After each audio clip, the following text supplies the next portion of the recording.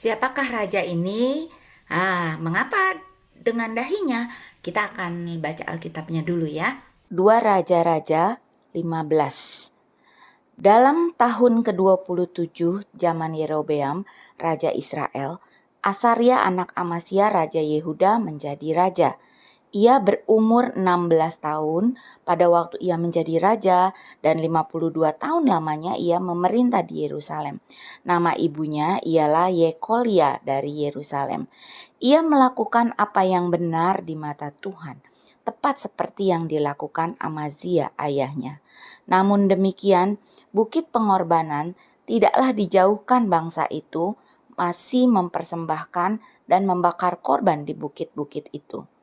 Maka Tuhan menimpahkan tulah kepada raja sehingga ia sakit kusta sampai hari kematiannya dan tinggal dalam sebuah rumah pengasingan. Dan Yotam anak raja mengepalai istana dan menjalankan pemerintahan atas rakyat negeri itu. Setelah ia menjadi kuat, ia menjadi tinggi hati sehingga ia melakukan hal yang merusak. Ia berubah setia kepada Tuhan Allahnya dan memasuki bait Tuhan untuk membakar ukupan di atas mezbah pembakaran ukupan. Tetapi Imam Asaria mengikutinya dari belakang bersama-sama 80 imam Tuhan, orang-orang yang tegas. Mereka berdiri di depan Raja Uzia dan berkata kepadanya, "Hai Uzia, engkau tidak berhak membakar ukupan kepada Tuhan. Hanyalah imam-imam keturunan Harun yang telah dikuduskan yang berhak membakar ukupan. Keluarlah dari tempat kudus ini, karena engkau telah berubah setia. Engkau tidak akan memperoleh kehormatan dari Tuhan Allah karena hal ini." Tetapi Uzia dengan bokor ukupan di tangannya untuk dibakar menjadi marah. Sementara amarahnya meluap terhadap para imam, timbullah penyakit kusta pada dahinya di hadapan para imam di rumah Tuhan, dekat mezbah pembakaran ukupan. Imam kepala Asaria dan semua imam lainnya memandang kepadanya dan sesungguhnya ia sakit kusta pada dahinya. Cepat-cepat mereka mengusirnya dari sana dan ia sendiri tergesa-gesa keluar karena Tuhan telah menimpakan tulah kepadanya. Raja Uzia sakit sampai kepada hari matinya, dan sebagai orang yang sakit kusta ia tinggal dalam sebuah rumah pengasingan, karena ia dikucilkan dari rumah Tuhan, dan Yotam anaknya mengepalai istana raja dan menjalankan pemerintahan atas rakyat negeri itu. Ini adalah Raja Uzia atau Raja Asaria. Nah, dia itu sudah sejak 16 tahun, usianya masih sangat muda, dia sudah menjadi raja. Ya, kemudian juga dia punya masa pemerintahan yang cukup lama, yaitu 52 tahun.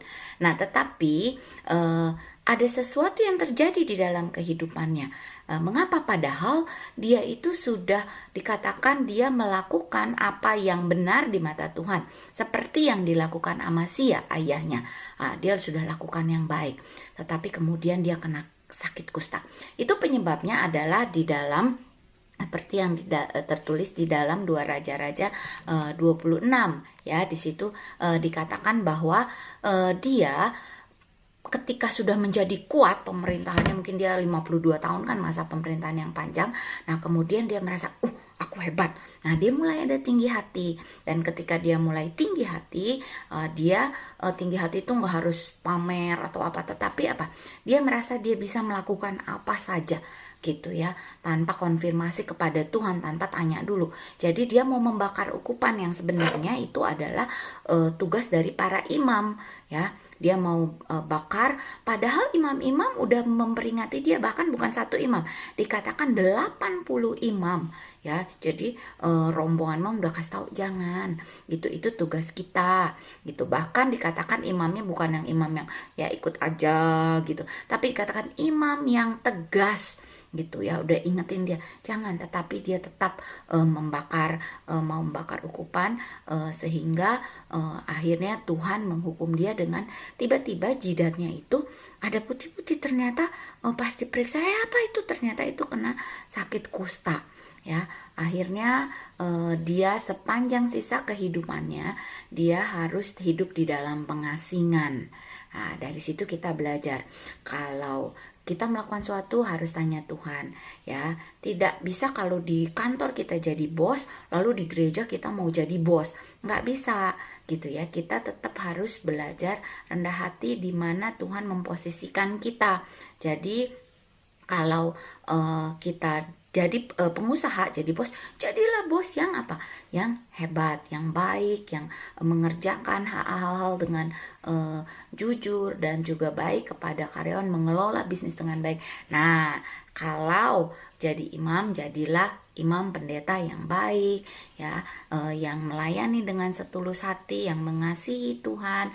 Nah, sehingga apapun profesi, sebenarnya Tuhan sangat memberkati dan sangat mengasihi dan bisa memakai profesi kita. Nah, kalau pelajar, nah lakukan juga menjadi pelajar yang baik, ya, terhadap guru. Jangan sombong, gitu ya, jangan sotoy-sotoy kalau zaman sekarang. Tapi murid punya hal yang harus dikerjakan, guru juga punya hal yang harus dikerjakan. Dan zaman sekarang itu juga sering dibilang kalau murid itu suka kurang ajar sama gurunya, beda dari zaman dulu. Nah, kita anak-anak Tuhan, murid Kristen itu tetap harus hormat kepada guru, harus latihan tata krama. Jadi masing-masing punya tugas. Supaya apa? Supaya masing-masing mendapatkan berkat yang daripada Tuhan. Biarlah dari Raja Usia atau Asaria ini kita belajar. Jangan, nah aku udah ke gereja, aku sudah pelayanan. Tahu-tahu kehidupannya mengalami sesuatu yang berat. Itu bukan karena Tuhan tidak mau memberkati, bukan Tuhan tidak memperhatikan apa yang sudah kita kerjakan, tetapi rupanya ada satu hal, ya, yaitu tinggi hati. Tinggi hati sombong. Siapa yang sombong? Bapak yang sombong itu adalah siapa? Yaitu iblis. Nah, jadi kita kan jadi miripnya kepada si iblis, bukan mirip kepada Tuhan yang Tuhan Yesus katakan dia adalah lembah lembut dan rendah hati. Nah, biarlah kita boleh belajar terus merendahkan hati kita di hadapan Tuhan, di dalam setiap pekerjaan kita, profesi kita, sehingga berkat Tuhan boleh ada di dalam kehidupan kita sampai akhir kehidupan kita, sampai kita menutup kehidupan kita meninggalkan dunia ini.